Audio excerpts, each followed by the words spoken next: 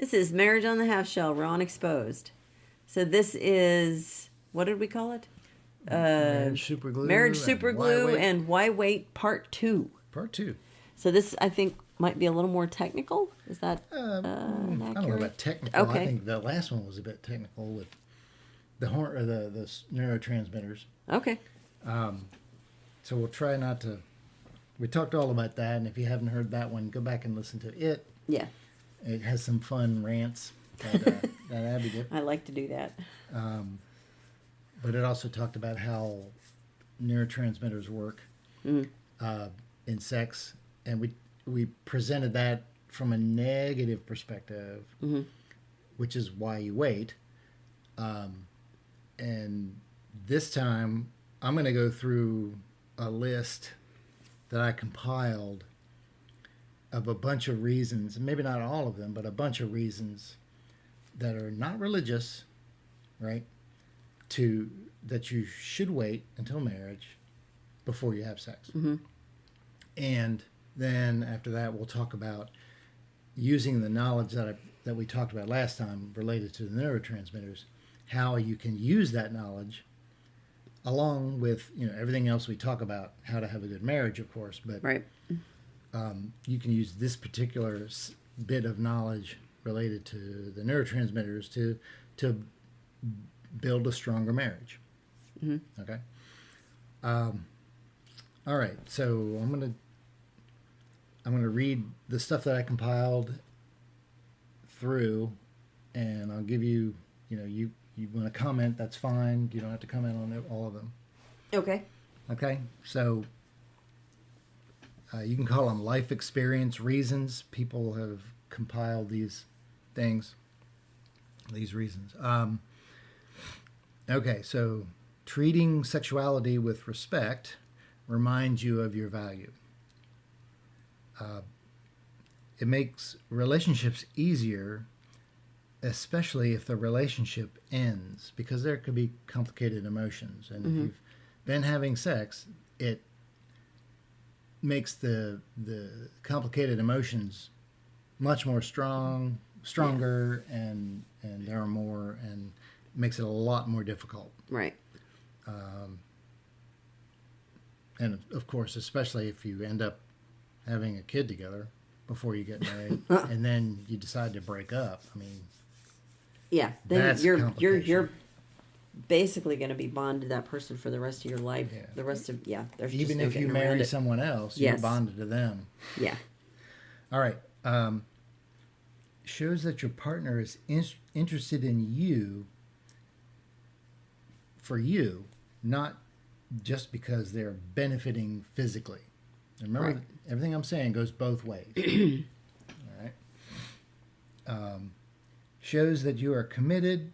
Waiting for sex shows that you're committed to loving each other enough to work on a great sex life within marriage.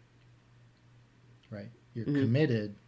You're committed to wait, and you're going to work on it. You're going to work on the relationship. Right. And that's been a lot of our point, I think, where waiting and focusing on the other things about relationships makes a great relationship and makes the sex better once you're married. Well, I'll just jump in. Yeah, one little anecdote here. Once you introduce sex into a relationship, if it's headed to marriage or not, then your relationships kind of starts to revolve around that. Yes. And you lose some elements of like communication and just kind of in general like having adventures together and doing other things. You know, your That's relationship will start to revolve around having sex. Yeah. I mean, yeah, I've seen it, and I've also experienced it where it's, we're not thinking about, hey, what great thing can we do together out in the world and have an adventure or talk about important things or anything like that. It's how quickly can we get through the first part of the date so we can get back to the bed. Yeah. Right. Okay. That everything related to that? Yeah. All right. You, and these are not in any kind of order. I'm just compiling them. So while waiting, you avoid dreams about an ex or any number of exes. And that includes thinking about someone that you've broken up with, and then you're always thinking about them instead of focusing on a relationship. Yeah. All right. And they may be someone that that never wants to have anything to do with you again. Right. Right. Yeah. All right. Waiting. Bonding as a couple in non-sexual ways is essential to a lasting relationship. Being dependent on sex for bonding will not get you through the tough times. For instance, like an extended hospital stay or even pregnancy. Right. You've not built a relationship. Right. It revolves around sex. Now you got this tough thing that you got to deal with. Yeah. Right. Yeah. And in marriage, you will experience tough times. Right. In life, you will. Right. So you can't avoid it. Right. And we've had, multiple times when we've been apart from each other for days, sometimes up to a week or two at a time, and 2 weeks. And well, we've had 2 weeks a few times. Yeah. Right. Yeah. But with work. Yeah, well, work and also me kind of traveling back and forth to Right. look after my parents or whatever. Yep. And then, pregnancy. There's going to be times when your wife is extremely pregnant and going, no. How about no? No, what? How about no sex right now? Oh, yeah. And then if she's got some kind of long recovery, most women, this wasn't our experience, except for maybe one of them. Let's just say average. Most women average 6 to 8 weeks. But that's what most doctors will tell women post-birth. Yeah, to wait. 6 to 8 weeks, wait, till everything kind of resolves itself, because your body has just been ripped through by an 8-pound, cannonball. Say it that way. Well, sorry, but it does kind of feel, come on, it feels that way. Well, and everything's got to get back to normal. Yeah, and everything has to, not normal, everything has to go back to functioning in a, whatever new way the normal is, whatever it's going to be, because it's never going to go back to the way it was. Anyway, but there could be an extended, pretty extended period of time there. Yeah, or an extended period of separation for some reason. Like I said, work took me a couple times. It was 2 weeks. Once you were gone a week, twice I think you were gone a week, taking care of your parents. Right. And if you don't have a strong relationship, and that's why you see people go off and do dumb things. Yeah. And end up ruining their marriage because of a one-time thing that happened. Yeah. Sometimes it's that way anyway. But if you don't have the bond, right, you're susceptible. Yes. Yeah. Okay, waiting. Being worried that the girl or guy you're dating now is right for you because the sex isn't as good as it was with a past boyfriend or girlfriend. Who, while that past boyfriend or girlfriend was not good for you at all. So basically, you're doing a comparison, and you're not learning to make it better with your spouse. Right. By learning about each other and growing together. Right. Right. You introduce sex before marriage, and that's what, and especially multiple partners, then you begin to get into that mode of comparing, and you're not growing together. Mm-hmm. All right. If you wait, you experience sex for the first time with someone who is committed to honoring and loving you for life. Back to comparison. Having no one to compare each other with. What is it? Oh man, I wrote it funny. having to do with differences. It's So just to add to that, it's a temptation to idealize your past boyfriend or girlfriend. So they may not have been good for you. They're not compatible. Yeah. I'm not talking about sexual compatibility. I'm talking about compatibility as people, where you want to go in life and all that. But then you think about them and you begin to idealize them. Yeah. And that person that you're idealizing doesn't exist. Right. Right. It's based on the past relationship, but what you think in your head doesn't really exist. All right. Let's see. Keeping physical intimacy out of the equation of a dating relationship provides greater clarity in conversations about the future and expectations for the relationship. Right. Okay, so you can basically, as you said earlier, you can focus on more important things that make your relationship better, stronger, etc., without making sex the focal point. Yeah. Yeah. Let's see. Actually, that it made me remember we had another discussion about it's related to that. Okay. We were talking about how it may have been during the sex episode. It's like what I just said. Once you start having sex, then your relationship revolves around that, right? Yep. But that, I remember what we said. We said once you're married, you're going to spend more time at the dining room table than in the bedroom. Yes. Right? I mean, yeah, you sleep in your bedroom, whatever. But you know what I mean. Yeah. The dining room table is where you're negotiating, you're making compromises, you're having discussions about what's going to, how you're going to do things and, who's going to fix what and who's going to make dinner. And those are all the day-to-day things that you have to walk through when you're married. Yep. Right? Who's going to do what with this kid and all of those things. And that's your day-to-day life. Sex is it's a big, it's very important to marriage, but it's a very small part of it, to be very honest. Time-wise. Yeah. Right? Yeah. So it's big. It's important. Yes. Absolutely. Yeah. We have an episode about it. I can't remember which one, but it's back there somewhere. And but time-wise and importance-wise, related to, it's very important to the relationship.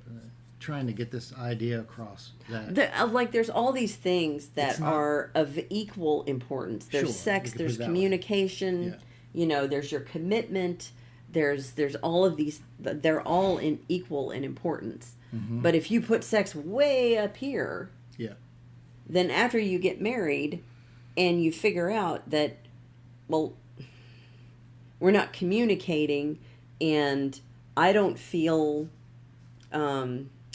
respected and I don't feel like he's grateful for what I do, and there's like all these things you're not talking about, and all these little things that are building up resentment and stuff, then sex is not going to be up here anymore. It's going to be way down here. Well, it's going to fall, right? And it's not going to save the relationship either. That's not what it's for. No, by itself, right? It won't save the relationship, right? Maybe that's the way to put it. Yeah. And like you said, it'll drop off if the other things aren't built. Yeah. And we'll actually your relationship should not revolve around it. So not at all. It never does. Or never should. All right. Next one. The novelty and excitement of sex wears off, and you'll get caught up in that physical intimacy and not spend enough time building relationship. Right. All right. If you've not built non-sexual intimacy, non-sexual, you'll struggle when you're a few years in and your sex life isn't what it used to be. So you'll give up instead of working on making sex better because you built that non-sexual intimacy. So that's kind of what we were just talking about. Right. But what I said wasn't, what you're talking about with non-sexual intimacy is not discussing the day-to-day stuff, the boring stuff in marriage. Right? True. in a sense, I mean, you could look at talking about things together, Yeah. solving problems together, Yeah. Yeah. Yeah. etc. Okay. as intimacy Right. in a way. And you didn't mention, but we've also talked about the date night. Yes. Right? 90 minutes of logistics a week and 90 minutes minimum. These are minimums, so your dates can be longer. And they should be. 90 minutes per week of just you two together, not focusing on logistics and children and household stuff. Yeah.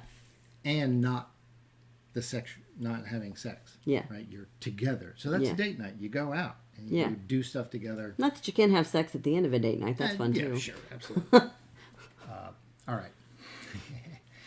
Okay. By waiting, we ready to move on to the next one? Yes. Go By ahead. waiting, you avoid pregnancy. Ta-da. Yeah. Making it harder to leave someone who is not right for you. So if you get pregnant, actually, I think we did just mention this. If you get pregnant, it's harder to leave them Right. if they're not right for you.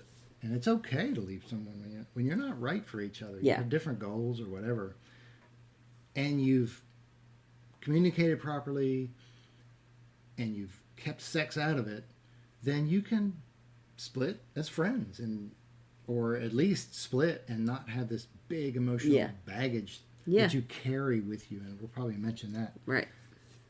Yeah, so you're preventing baggage from past relationships that you're dragging along with you. Yeah, yeah. You know? All right. What else? See. We've talked about abortion. Abortion is bad, period. It is. Do your research on it.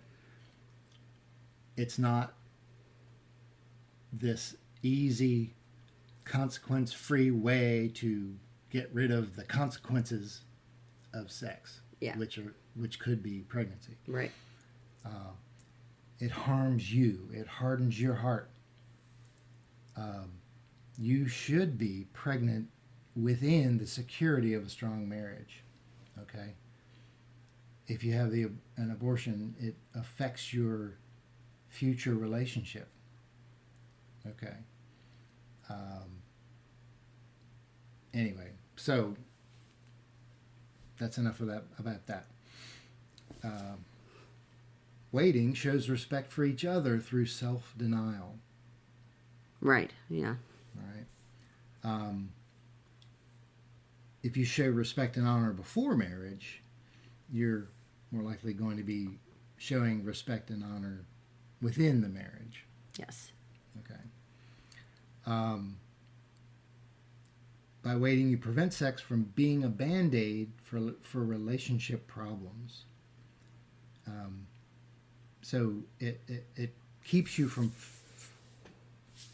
focusing on working on the issues in your own life and within your relationship. Mm-hmm. Okay.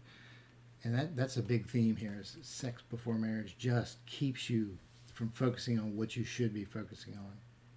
Building a relationship, fixing your own problems. We've talked about getting your stuff together before marriage. Right. Try not to go into marriage with a lot of baggage. And certainly don't create more baggage. Yeah. And we've said this before. We're not saying that, okay, you're in marriage now and you're sitting here listening to us thinking, well, I've got some baggage. It's like, okay, deal with it. Right? Yeah. We're not saying you can't deal with it within marriage, but it just in the concept, within the concept of having sex before marriage, it prevents you from dealing with some baggage, and it creates more. Yeah, it does. It does. You talked about it within the article about how the girls came out of the idea or out of the experiences that they had feeling how they felt. Right. Yeah. Yeah. And not just the victim perspective, but the fact that their self-image was altered in a negative way. Well, and that has to do with the women are going to struggle more with being vulnerable, I think, in that regard than men are. Because of You mean just in general, or because we're more neurotic, because we're more invested in our own security and safety and feeling like we're being protected. Yeah. Right? Right. So because that's part of our neurological makeup,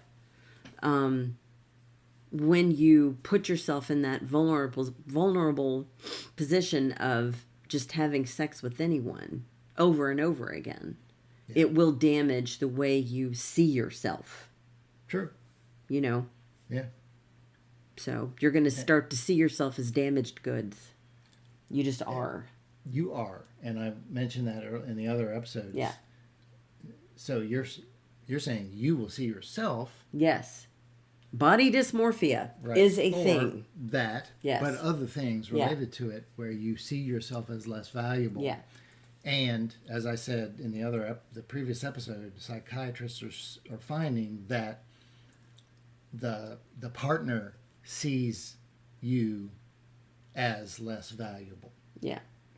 Right? So you're trying to start up this relationship where you don't see yourself as valuable, and and this goes both ways. Yeah. But the article was focusing on girls or women going to college. All right. Okay, waiting. You don't have to worry about STDs or STIs. I don't know what they call them now. I think it's STI. Okay. Sexually transmitted infection or... Oh, whatever. It's bad. For some, I mean, it's the same thing. Anyway. All right. If you wait to have sex before marriage, you won't stay in the wrong relationship for way too long due to being bonded to them. Right. All right. So if you might have some bond because you've had a relationship, but if you keep sex out of it and you guys discover, like we said earlier, we're just not compatible, I want to do one thing and you want to do another, whatever, that's fine. You won't stay in it too long trying to make something work when it shouldn't. Right. All right. Okay, so by waiting, you do other stuff together to develop the relationship. Sex is not the focal point or the center of your relationship. Instead, the relationship should revolve around developing communication, problem solving, dealing with stressors. Okay. Some of these kind of hit on the same point, but I'm just making sure. Yeah. Let's see. Here's another one. It covers up if you don't wait, it covers up a lack of real connection. So not only does it prevent it, as we've been talking about, but it covers up the issue. So you don't see that you don't have a real connection. Right. That makes sense? Yeah. You cannot evaluate your relationship on any kind of a realistic level if sex is a major part of it. Right. Right, because the sex could be really, really good with this person, but the relationship itself is not good. Right. Exactly. Yeah. Yes. So, and you cannot evaluate it if you are always chasing that dopamine. Right. That particular type of dopamine. Yeah, that source. Yeah. Okay. Yep. By waiting, you'll develop self-discipline that spills over into other areas of life, such as finances. Being in control of your passions rather than a slave to them. So you're training yourself to be in control of yourself, of the things you want to do, so that you know that, so that you don't mess up your life, basically. Right. So finances was one aspect, right? Being in control of your finances, you've developed some self-discipline and you know how much you have to spend in your budget and all that stuff, you don't ruin your financial life. And sex is the same way. Right. So being self-disciplined. Okay. By waiting, you'll be more comfortable with boundaries. So by waiting, you're setting boundaries. Right. And you can evaluate your partner, your future partner, your boyfriend, girlfriend, by how they deal with the boundaries. Yeah. And they should have, in a sense, you should be on the same plane or same space. I can't Page. Remember. Same page. That's it. With boundaries, and if they're not, then it's something you at least have to communicate about. Yeah. And then evaluate. Use that as part of the evaluation of is this person the person I want to spend my life with? Mm-hmm. Because that's what you're trying to decide. Yeah. Right? Okay. Let's see. We already talked about that one. So it enables you, by waiting, you resist societal peer pressure, including your friends looking down on you. Yeah. Okay. So if, and that article talked about, the Evie article talked about, your friends just pressuring you, why? It's no big deal. What's wrong with you? You're still a virgin. Yeah. Yeah. And it's presented in such a negative way. It really is these days. And it shouldn't be. No. Especially if it's your body, your choice. I don't like that saying, but in a lot of sense, in all cases except one, it's true. Right. Right. Yeah. So if you make the choice to wait, you find out who your friends are. That is true. Let's just that put is it true. That way. And if your friends can respect you for your decision, then they're your friends. You told me that what's the saying? Like you are the amalgamation of your 5 closest people. You're the average of your 5 closest friends. Right. Because your friends affect you. The 5 Right. closest people to you.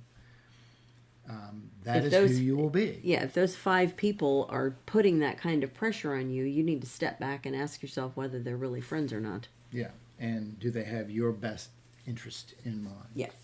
Right. Let's see. Reveals who your friends are. Waiting will reveal who is committed to you. Right. All right. Waiting. Virginity is one of the greatest gifts you can give to your future wife or husband. There are many greatest gifts, but that is one of them. Yeah. All right. As a matter of fact, if you look for the statistics, you find that when both the husband and wife are virgins, they have the greatest chance to have a happy marriage. Yeah. Statistically. Right. And remember, we're not all statistics, but that's how it turns out. And then as you have more partners, the happiness within marriage starts to go down. So, and of course the risk or the probability of divorce goes up. And there's other reasons that contribute to divorce, but when you just look at it from a number of partners before you get married perspective, it's there. Yeah. Okay. By waiting, you're learning that you don't have to earn love with sex. Okay? Right. Again, if your partner doesn't want to wait and pressures you, then they're not right for you. Yeah. Plain and simple. They're, for multiple reasons. At that point in time, their character is not there. Right. And that may mean that you break up with them. And that doesn't mean that they can't change and get better. Right? But it reveals their character. Let's see. You won't have stuff that you did in your single years while you're single, if you wait, that you would hate to confess to your future spouse or will want to hide from them. Which means if you hide stuff from your future spouse, that means your relationship will be based on a lie from the start, and eventually you will get found out. Yeah. So back to, if you've already done this stuff, then be open and honest and transparent and let them decide how to handle it, and they need to figure out how to handle it. Right. But it's don't start your relationship off on lies. Yeah. And it's not just how many partners have you had, etc. It's other things, like if you have 5 credit cards that you've run up to the max and you hide that, it's the same thing, isn't it? It really is. It's abuse. Right. It's abuse. It's this thing that I've just been hearing about called financial abuse, where you hurt someone by keeping secrets. Yeah. Like that. Oh, my throat's dry. Let's see. Let's see. As you grow up, you learn to know yourself by waiting.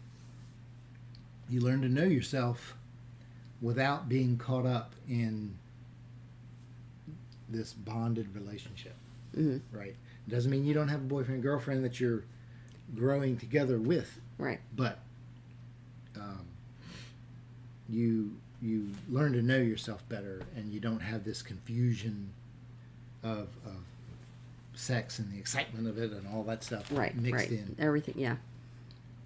And you're not run by your emotions, right? Right. Emotions are not a guide. They're just the icing. Yeah. In a sense. Yeah. Outside of marriage, okay, so if you don't wait, outside of marriage, sex is based on performance. You want to be good in bed. That's what it's based on. Right, yeah. Generally. But inside of marriage, it's based on connection and intimacy and serving each other. Yes. And yes, it could be good. It will be good. If you work on it, yeah. As you work on it and learn about each other and do have the connection and intimacy, it will be there, but it won't be based on performance, and you're not worried about how am I doing, right, and all of that stuff. You're there for each other, right, if you wait. Let's see. Already covered that. Here's one. Makeup sex is a bad makeup tool. All right.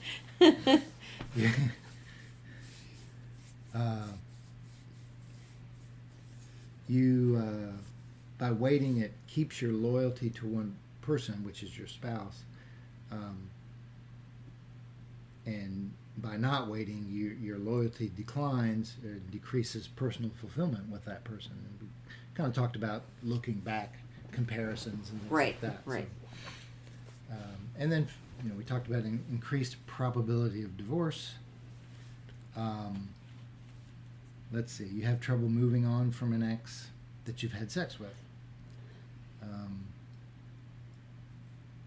If you have sex, you experience anxiety in the relationship because you don't know if they're really committed to you fully, or if they're yes, that is true. Just having sex with you. Yeah. All right. I already talked about comparison. So if you aren't comparing your spouse with someone, that's a gift to them. Yeah. Right? Because nobody wants to be compared like that. Right. All right. So the culture keeps saying, try someone on, see if you're compatible. Yeah, but when they say that, they're only talking about sex. They're not talking That's about exactly all of right. the other stuff. Yeah, well, they're saying what's the fear? Yeah. That society that these people are saying, right? Oh, you don't want to get married and then discover that the sex is bad, right? That's what they say.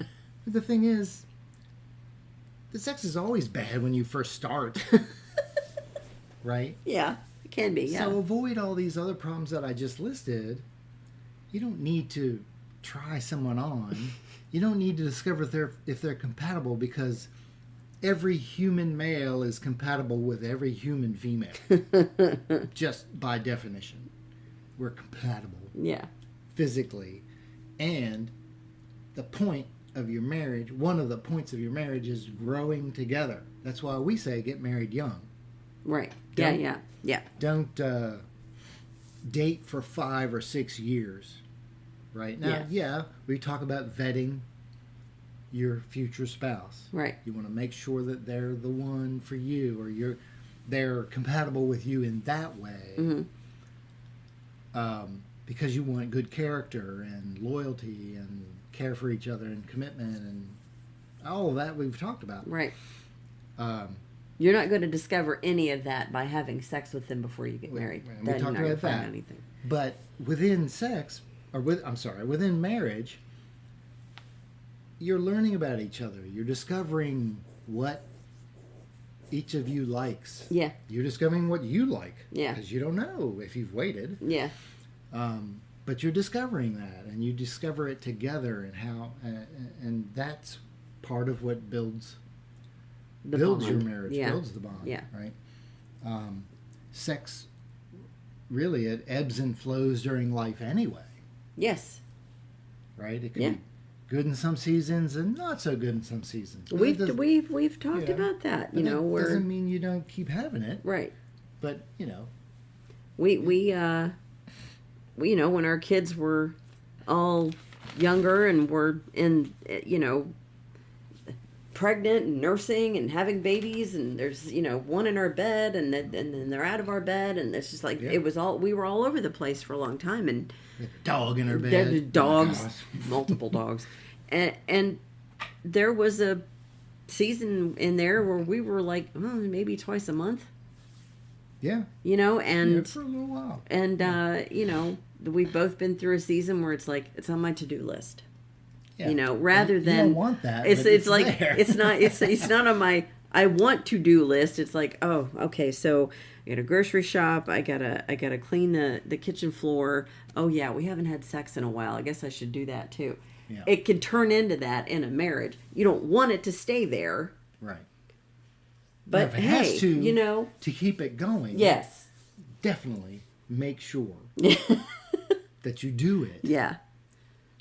Because that's part of keeping your connection. Right. So don't let it fall off. Yeah. But understand that everything is not lost. No.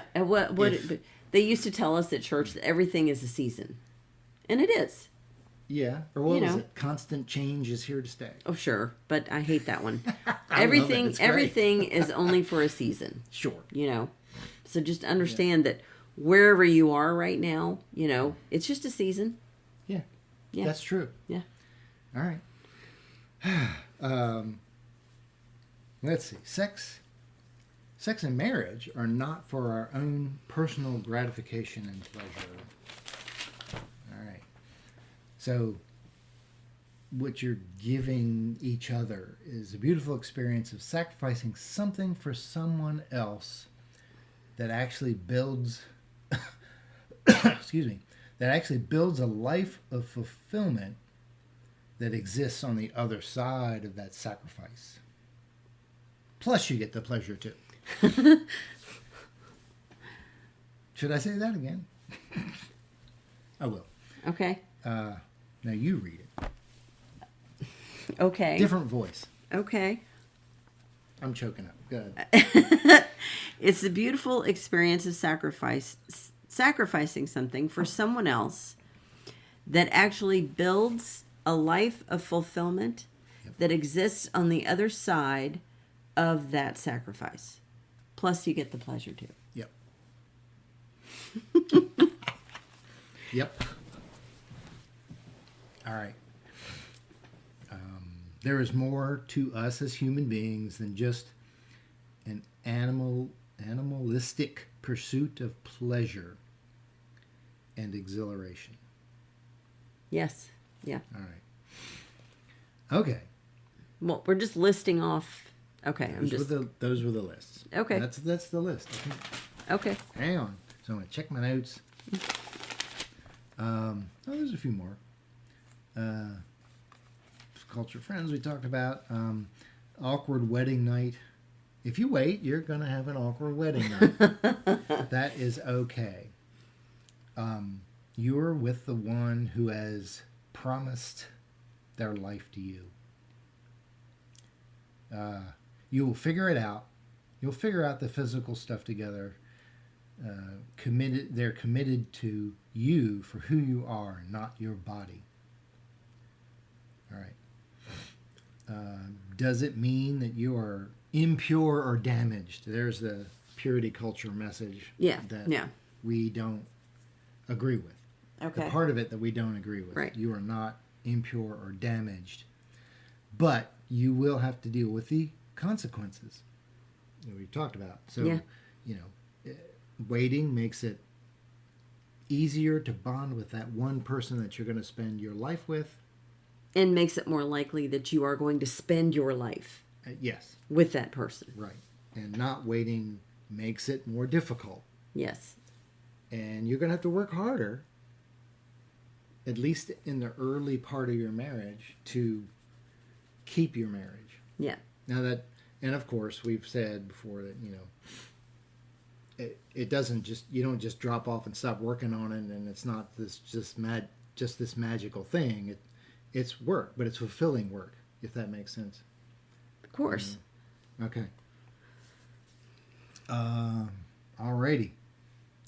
And okay, finally. Great sex follows a great relationship as an expression of love. We want to be content, satisfied, and fulfilled, not chasing dopamine hits. Okay. So not... That's the list. Yeah. But, so not chasing happiness. Not chasing happiness. We are going to do a podcast in the future. Pretty soon on... Probably before Christmas, but it'll be on happiness and what it really means and, Right. And what it doesn't mean. Yes. We have the right to life, liberty, and the pursuit of happiness, but happiness has been redefined. And so we will talk about that in a upcoming episode soon. Right. All right. I did want to, some of this came, and I want to give credit to, besides the Evie article, on YouTube, look for a title, The Negative Consequences of the Sexual Revolution, and I'll point to it. Okay. I'll put that in the show notes as well. Right. And then when she it's a 23 minutes, but it's interesting the way she talked about this, the sexual revolution itself. Mm-hmm. All right, so we're not on that right now. We talked about that last time, right? Or two episodes ago. But she had some more resources there. I'm just going to list them. I'm not going to put these in the show notes, but The Case Against the Sexual Revolution by Louise Perry, Feminism Against Progress, Mary Harrington, and The End of Women by, I wrote her name in a scribble, Karen Gross or something like that, but it's called The End of Women. And then that YouTube thing. All right, so how do we use the knowledge? Is there anything else you wanted to say before I jump into the next part? No. So spend the last 15 minutes. Hopefully it won't take that long, or so. The last segment of this to talk about how to use what we know, mm-hmm. what I talked about in the last episode related to oxytocin and vasopressin and dopamine. How to use that to develop your relationship and develop a great bond and maintain a connection. Mm-hmm. Okay, and there's again, our podcast talks about how to have better marriage. So there's plenty of other things, but it's really ultimately about how do you maintain your connection to each other, right, and your feeling of being valued together, and so on. So, say your girlfriend, boyfriend before marriage, what you should do So for the guy, especially right. for vasopressin, you accomplish goals together, right? And I'm not talking about creating stress and drama, right? It's not that. It's accomplishing a mission together, do something together, solve problems together, fix things together.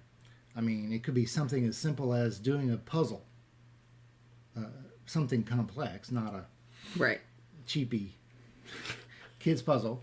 From that to well, you and I did this hope what? chest. We built. Yeah, we build it. bought a hope chest and refinished the whole thing together. That was a project, and we did that together. Yeah. Okay. What we found out actually was that we liked doing stuff together like that. Yes, we did, and we still do. Yeah, we do. We always have actually. Yeah. So, and I think that's because we built that connection, right? We did stuff. It's not just, hey, we went on a date and had dinner, and those are great too. We do that.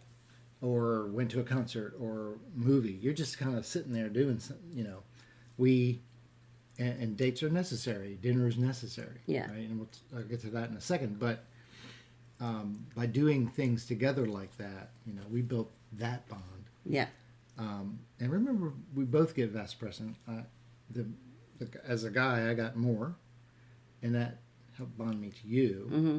And then the rest of the time together, or at the same time, really, what you should also do as boyfriend and girlfriend is provide a safe space to talk about things. Mm-hmm. And you build emotional intimacy, so you're feeling connected. And this is for both of you, but more for the woman. Wants to feel safe. Yeah. Right? Yeah. And if you together can provide that space where she can deal with emotion and feel safe enough to talk about things and things like that while you're dating. That's why dinner's important. Right. You can talk to each other about important things, and you should. You should talk about important things, right? The purpose of dating is to determine if you're going to get married or not. Right. If they're the one for you, or if they can be the one. I don't think there's the one and only one out there for each person. I think you become the one when you decide to. Right. Okay. So you don't need to have sex to determine compatibility. You determine your emotional compatibility, your goals compatibility, your character values compatibility first as the foundation and the super glue in your marriage. Yeah. Right? So why do you wait? You want to use this super glue to connect you and keep you connected. Yeah. All right. Once you're married, you keep doing those things that we just talked about, right? That's why we said, 90 minutes of date or more, 90 minutes of logistics, and spend other time together, continue building things together, doing things together, talking together, okay? And start to solve issues as they come up together. All right. Now, after you're married, of course, you're going to have sex. So how do you use oxytocin and vasopressin during sex the proper way? Right? Right. So we already talked about women get this big release of oxytocin during sex, and that it happens. Yeah. Period. Yeah. Right? More or less, depending on the experience, but as you are growing together, and learning about each other, you have a greater experience, and you have that, right? For men, men should, this is going to sound a little funny. Guys, it's going to sound funny. And it'll probably sound funny to the women more than to the guys, but look at the experience, the act of sex as a mission, right? And what is your mission, right? The mission is to make your wife feel the pleasure, right? Yeah. That's your mission. You have a problem to solve. Because it's easy for you to get to the finish line. Right. Right? So your problem is delaying that and getting your wife to the finish line. Sometimes multiple times.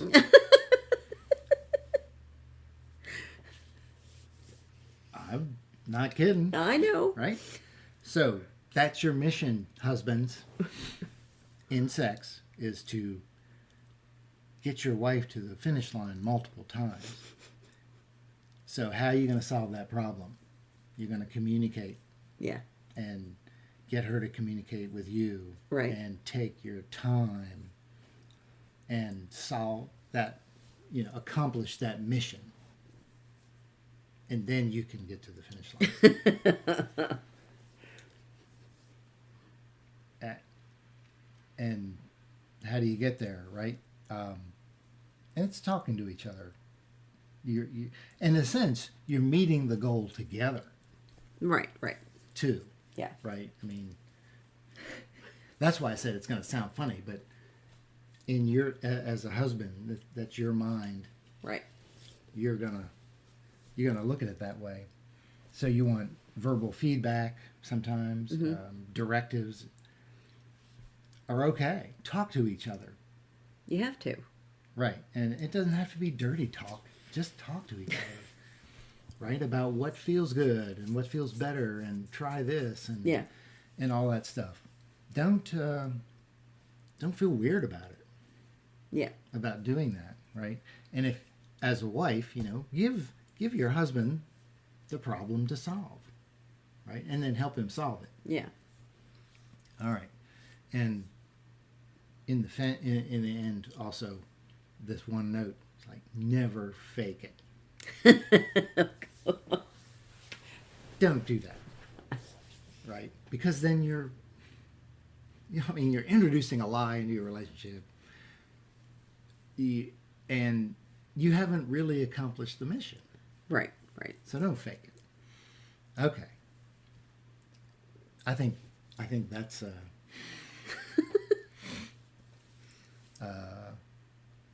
oh yeah. This funny note. It's like, women, don't just be a sex doll. Yeah. Right? Yeah. Because what happens? There's no mission for your husband. He's not going to bond. He's going to get the dopamine. Right. But he's not going to get any vasopressin from solving the problem. Because there's no mission. You're just laying there. That's dumb. That's so dumb. What? It is funny. All right.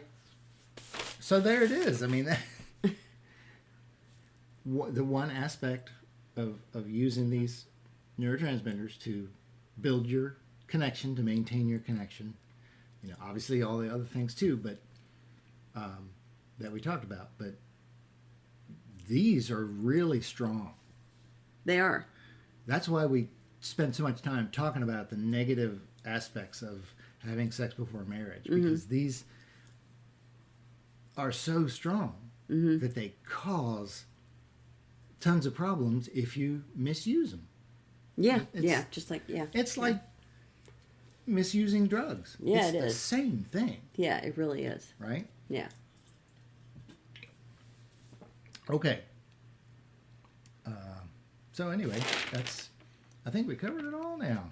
Okay. So now you both have a mission. If you're married, you both have a mission to accomplish, and it can be really fun. It should be. Yep. If you make it that way. We're sitting here struggling on how to finish the podcast now, right?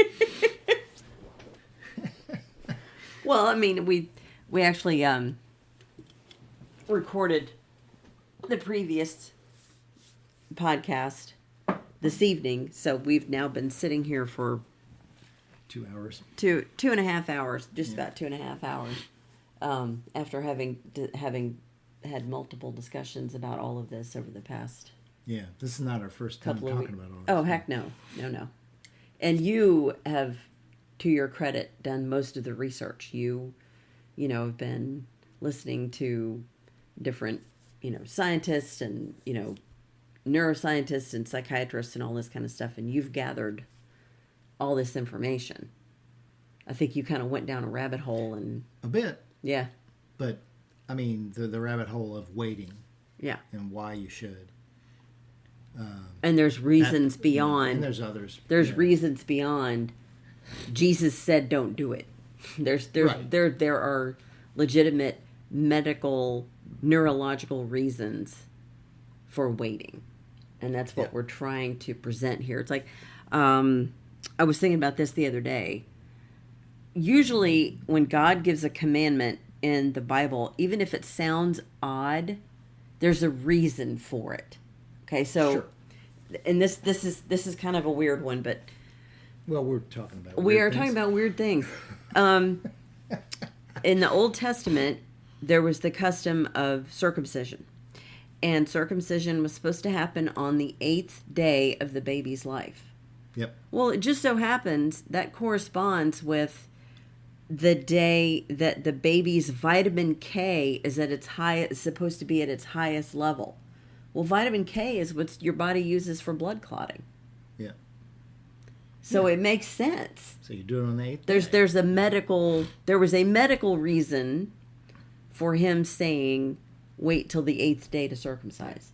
And we're not saying be for or against circumcision. We're just stating this is the 8th day part of it. God's command for circumcision made sense at the time. Yes. Right, and we're not talking about that. We're talking about the 8th day, and that made sense. Yeah.